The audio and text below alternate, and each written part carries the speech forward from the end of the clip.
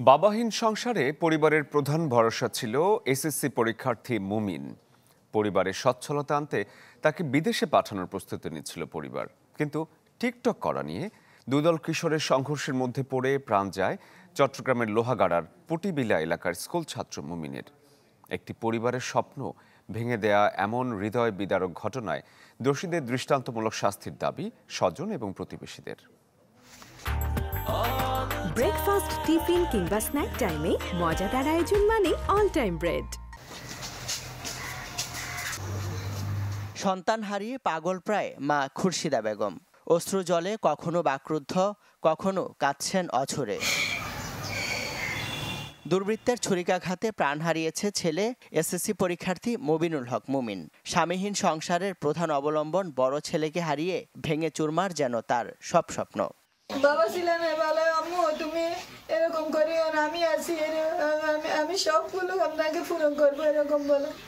আমার ছেলে নেই, আমার ছেলের কাপড়গুলো আছে, বই আছে, কিন্তু আমার ছেলে নেই, আমার ছেলের স্মৃতিগুলো আছে।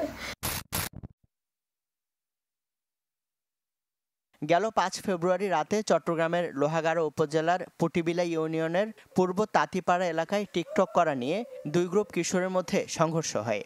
ঘটনার সময় সেখানে মুমিন উপস্থিত না থাকলেও পরে ঘটনাস্থলে তাকে দেখে প্রতিপক্ষের লোক ভেবে তাকে ছুরিকাঘাত করে পালিয়ে যায় একটি পক্ষ। গুরুতর অবস্থায় হাসপাতালে নেয়ার পর মৃত ঘোষণা করা হয় তাকে। খুব ছোটবেলায় বাবা হারানো দুই ভাইয়ের পরিবারে মুমিন বড়। অভাবের জাতাকলে পিষ্ট পরিবারের সচ্ছলতা আনতে তাকে প্রবাসে পাঠানোর প্রস্তুতি নিচ্ছিল পরিবার, কিন্তু ঘাতকের ছুরিকাঘাতে ভেঙে গেছে সব স্বপ্ন। মুমিনের বাবা মারা গেছে আজ থেকে 8-9 বছর আগে। তো মুমিনের পরিবারের একটা স্বপ্ন ছিল ও বড় হয়ে বিদেশ গিয়ে টাকা পয়সা ইনকাম করে পরিবারের হাল ধরবে, কিন্তু ঘাতকরা ওকে নির্মমভাবে হত্যা করে ওদের স্বপ্নটা ভেঙে দিয়েছে। কিন্তু যারা এই কাজ করেছে, আমি এক কথায় আমি চাই ওদের ফাঁসি চাই। আমরা চাই যারা মুমিনকে হত্যা করেছে তাদের যাতে প্রশাসন সর্বোচ্চ শাস্তি দেয়। ছাত্র অবস্থায়ও খুব ভালো ছিল, গত নির্বাচনী পরীক্ষায় ও অত্যন্ত মেধার স্বাক্ষর করেছে। অনতিবিলম্বে ওর হত্যাকারীকে গ্রেপ্তার করার জন্য প্রশাসনের দৃষ্টি আকর্ষণ করছি। হত্যাকাণ্ডের 2 সপ্তাহ পার হলেও প্রধান আসামিকে গ্রেপ্তার করতে পারেনি পুলিশ।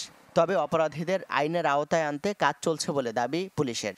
আমরা একজনকে অ্যারেস্ট করেছি এবং বাকি যে প্রাইম সাসপেক্ট তাদেরকে অ্যারেস্ট করার বিষয়ে যোদ্ধা চালাচ্ছি।